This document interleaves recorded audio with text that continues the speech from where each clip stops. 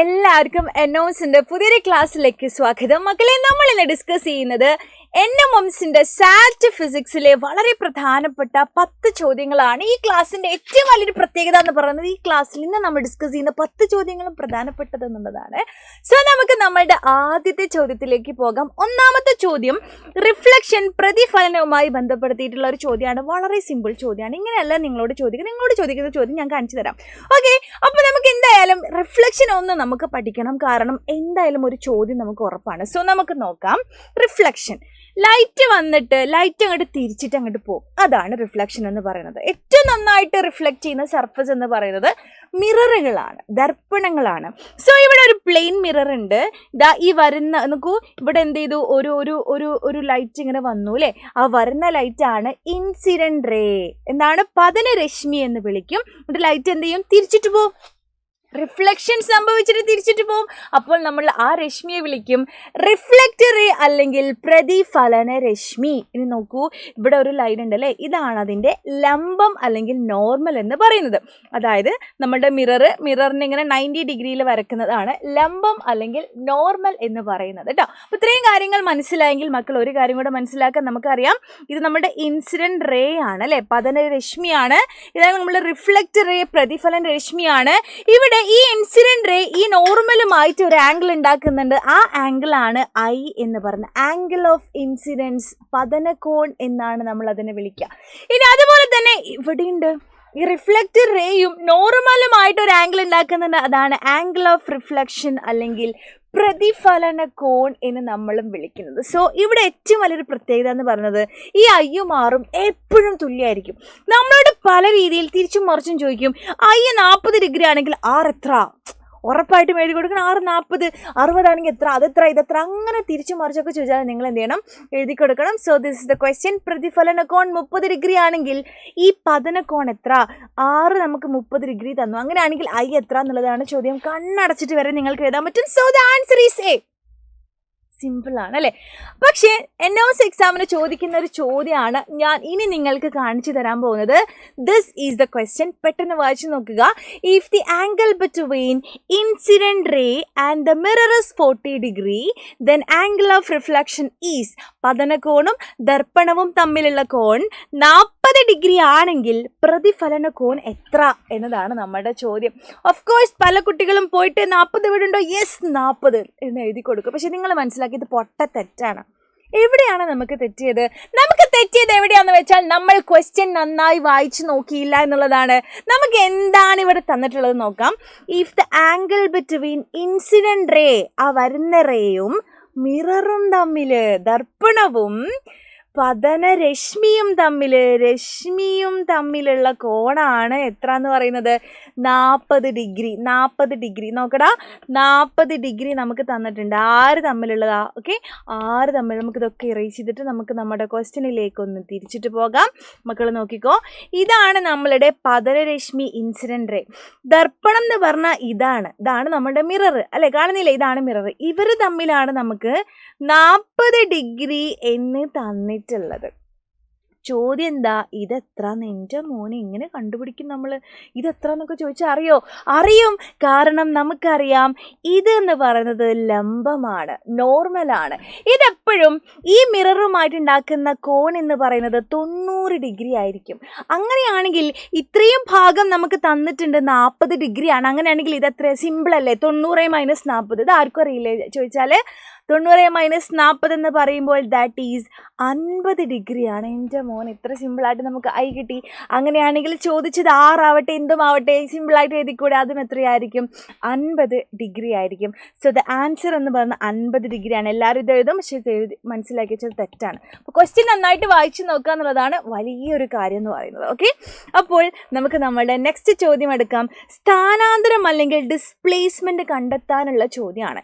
ഈ ചോദ്യത്തിൽ മക്കളെ നിങ്ങൾ മനസ്സിലാക്കണം. നിങ്ങളോട് പറയും അവരങ്ങോട്ട് പോകുന്നു, മറ്റേ കുട്ടി ഇങ്ങോട്ട് പോയി, അങ്ങോട്ട് വന്ന് തിരിച്ചു വന്നു, എന്തൊക്കെ പറഞ്ഞാലും നിങ്ങളോട് കണ്ടുപിടിക്കാൻ പറഞ്ഞത് സ്ഥാനാന്തരം അല്ലെങ്കിൽ ഡിസ്പ്ലേസ്മെന്റ് ആണെങ്കിൽ എഴുതി വെച്ചോ. നിങ്ങൾ നോക്കേണ്ടത് എവിടെ പോയി, എങ്ങനെ പോയി, ആര് കൊണ്ട്, അതൊന്നും വിഷയമല്ല.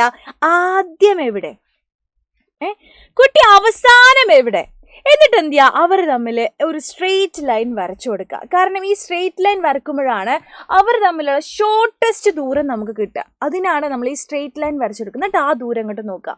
അത്രക്കും സിമ്പിളാണ്. So the question is this: ഒരു കാറ് 8 കിലോമീറ്റർ കിഴക്കോട്ടും 6 കിലോമീറ്റർ വടക്കോട്ടും പോകുന്നു. കാറിൻ്റെ സ്ഥാനാന്തരം എത്ര? സിമ്പിൾ അല്ലേ? പക്ഷേ ഈ ക്വസ്റ്റ്യൻ ചെയ്യണമെന്നുണ്ടെങ്കിൽ എവിടെയാണ് കിഴക്ക്, എവിടെയാണ് അത് ഇതെന്നൊക്കെ നമ്മൾ എന്ത് ചെയ്യണം, ഉറപ്പായിട്ടും അറിഞ്ഞിരിക്കണം. സോ ഇതിന് നിങ്ങൾ ന്യൂസ് എന്ന് പഠിച്ചാൽ മതി കേട്ടോ. News, NEWS. ന്യൂസ് എന്ന് സിഗ്സാഗിൽ എഴുതണേ, NEWS അല്ലേ, ന്യൂസ്. ഇങ്ങനെ സിഗ്സാഗിലാണ് കേട്ടോ, അങ്ങനെ അങ്ങോട്ടും ഇങ്ങോട്ടും ഓർഡറിലല്ല എഴുതേണ്ടത്. ഇനി നെക്സ്റ്റ് എന്ന് പറഞ്ഞാൽ മലയാളമാണ്. മലയാളത്തിൽ നിങ്ങൾ വാപ്പ തേക്കിന്ന് പഠിച്ചാൽ മതി കേട്ടോ. തെറിയൊന്നുമല്ല. നോക്കൂ, വാപ്പത്തേക്കി, വാപ്പത്തേക്കി എന്ന് പറഞ്ഞാൽ ഞങ്ങളുടെ നാട്ടിലൊക്കെ പറയാം. വാപ്പ മീൻസ് നമ്മുടെ ഡാഡി വഴിക്ക് വീണു എന്നൊക്കെ പറയും. ഓക്കെ, അപ്പോൾ വാപ്പത്തേക്കി. ഓക്കെ, സിമ്പിളാണല്ലോ. സോ നമുക്ക് ക്വസ്റ്റ്യനിലേക്ക് പോകാം. ഒരു കാർ 8 കിലോമീറ്റർ കിഴക്കോട്ടും 6 കിലോമീറ്റർ വടക്കോട്ടും. സോ കിഴക്ക് എവിടെ, എവിടെ കിഴക്ക്? ഇതാ ഇവിടെയാണ് കിഴക്ക്. ഇനി എന്താ പറയുന്നത്, ഇവിടേക്ക് 8 കിലോമീറ്റർ പോയെങ്കിൽ വടക്ക് എന്ന് പറഞ്ഞാൽ എങ്ങോട്ടതാണ്? നോർത്ത് പറഞ്ഞാൽ മുകളിലേക്ക് എങ്ങോട്ടാണ്? 6 കിലോമീറ്ററും എങ്ങോട്ടുണ്ട്? കുട്ടി പോയിട്ടുണ്ട് അല്ലേ? അങ്ങനെയാണെങ്കിൽ ഈ കുട്ടിയുടെ സ്ഥാനാന്തരം, ഡിസ്പ്ലേസ്മെന്റ് കണ്ടെത്താനാണ് മക്കളെ നിങ്ങൾ ആദ്യം ഈ കുട്ടി എവിടെയാ, അവസാനം കുട്ടി എവിടെ എത്തിയെന്ന് മാത്രം നിങ്ങൾ നോക്കുക. അവർ തമ്മിൽ ഒരു വര അങ്ങോട്ട് വരച്ചു കൊടുക്കുക. സിമ്പിളായിട്ട് നിങ്ങൾക്ക് അത് കിട്ടും. അപ്പോഴും നിങ്ങൾക്ക് ഡൗട്ട് ഉണ്ടാവും, അയ്യോ ഇതിവിടെ തന്നിട്ടില്ലല്ലോ. പക്ഷെ you can use Pythagoras theorem അല്ലെങ്കിൽ പൈതഗോറസ് സിദ്ധാന്തം ഉപയോഗിക്കാം. നിങ്ങൾക്ക് പൈതഗോറസ് സിദ്ധാന്തം അറിയാത്തവർക്ക് ഞാനൊന്ന് പറഞ്ഞു തരാം. ഇത് എക്സ് ആണ്, ഇത് വൈ ആണെന്ന് വിചാരിച്ചോളൂ. അങ്ങനെയാണെങ്കിൽ സെഡ് കണ്ടുപിടിക്കാൻ വളരെ ഈസിയാണ്. സെഡ് സ്ക്വയർ സമം X square plus Y square. So അങ്ങനെയാണെങ്കിൽ ഇത് എക്സ് ആണ്, ഇത് വൈ ആണ്. സോ സെഡ് കണ്ടുപിടിക്കാൻ സെഡ് സ്ക്വയർ സമം X square plus Y square നമുക്ക് ചെയ്താൽ മതിയല്ലോ. സോ ഇവിടെ എക്സ് എന്ന് പറഞ്ഞാൽ എത്രയാണ്? 6 സ്ക്വയർ പ്ലസ് വൈ എന്ന് പറയുമ്പോൾ 8 സ്ക്വയർ എന്ന് വരും അല്ലേ. ഇപ്പോൾ 36 പ്ലസ് 64 ചെയ്താൽ എനിക്ക് 100 കിട്ടും. സോ എനിക്ക് സെഡ് കിട്ടിയോ? ഇല്ല, സെഡിന്റെ സ്ക്വയർ എനിക്ക് കിട്ടി. ഇനി സെഡ് കിട്ടണമെന്നുണ്ടെങ്കിൽ 100ന്റെ റൂട്ട് എടുക്കുക അല്ലേ. അപ്പം നമുക്ക് എത്ര കിട്ടും? 10 കിലോമീറ്റർ എന്ന ആൻസർ കിട്ടും. പല കുട്ടികൾ ഇതുവരെ അങ്ങോട്ട് ചെയ്തിട്ടുണ്ട്, 100ന് കിട്ടിയിട്ട് ആൻസറിൽ അങ്ങോട്ട് ചെക്ക് ചെയ്യും.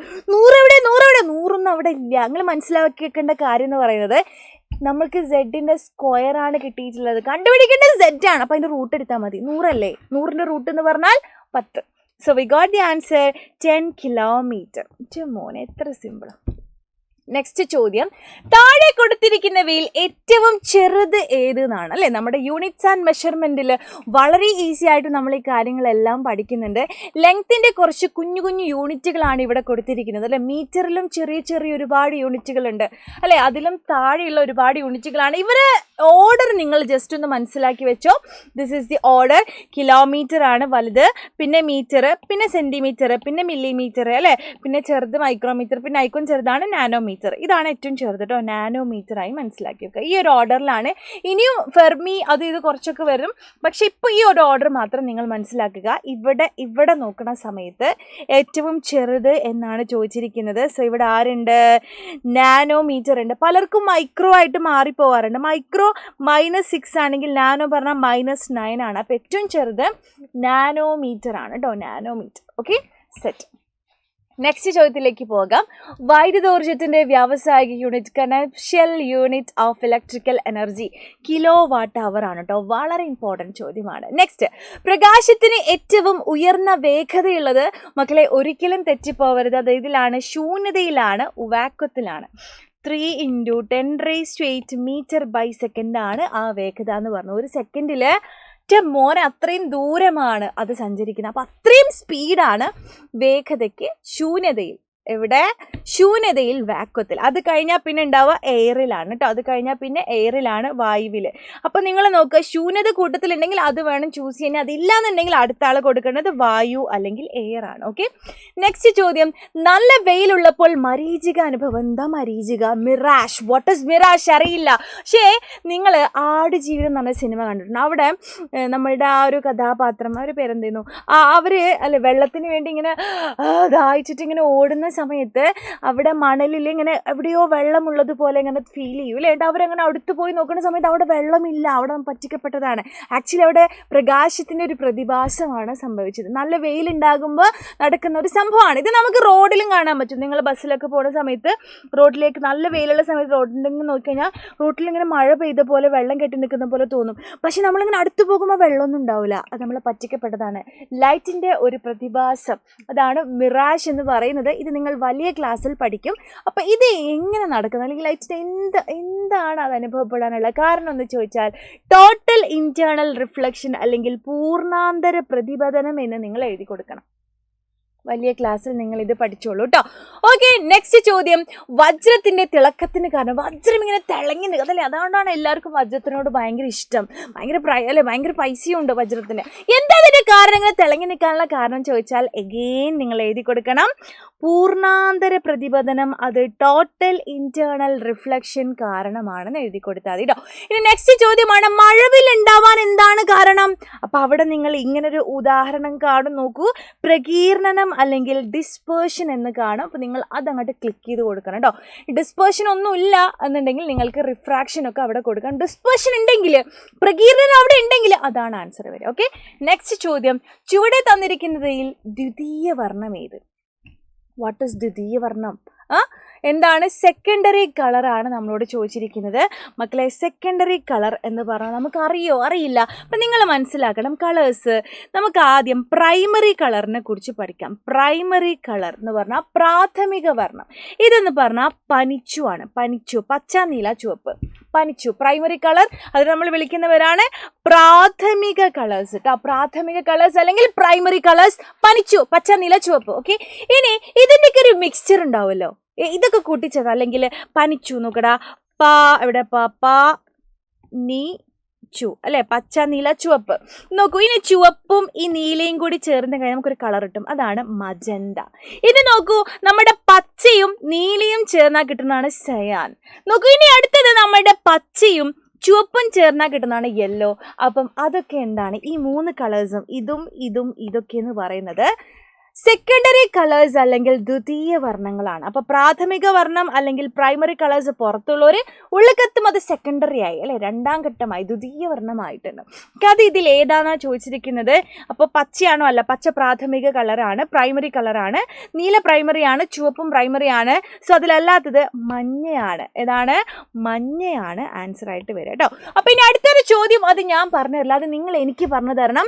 യൂണിറ്റ് ഓഫ് ഫ്രീക്വൻസി ആണ് ചോദിച്ചിരിക്കുന്നത്. ഇത് ഇമ്പോർട്ടൻ്റ് ആണ്. അപ്പോൾ നിങ്ങൾ എന്ത് ചെയ്യണം? ഇതിൻ്റെ ആൻസർ താഴെ കമൻറ്റ് ചെയ്യുക. അത് മാത്രമല്ല, ഇനിയും നിങ്ങൾക്ക് സാറ്റ് ഫിസിക്സിലെ ക്വസ്റ്റ്യൻസ് വേണമെന്നുണ്ടെങ്കിൽ തീർച്ചയായിട്ടും ടോപ്പിക് പറഞ്ഞുകൊണ്ട് തന്നെ നിങ്ങൾക്ക് അവിടെ കമൻറ്റ് ചെയ്യാം. അപ്പോൾ അത് റിലേറ്റഡ് ആയിട്ടുള്ള ക്വസ്റ്റ്യൻസ് നമ്മൾ അപ്ലോഡ് ചെയ്ത് തരുന്നതാണ്. So thank you so much dears. Bye. Next ക്ലാസ്സിൽ കാണാം. ആൻസർ കമൻറ്റ് ചെയ്യാൻ മറക്കണ്ട കേട്ടോ.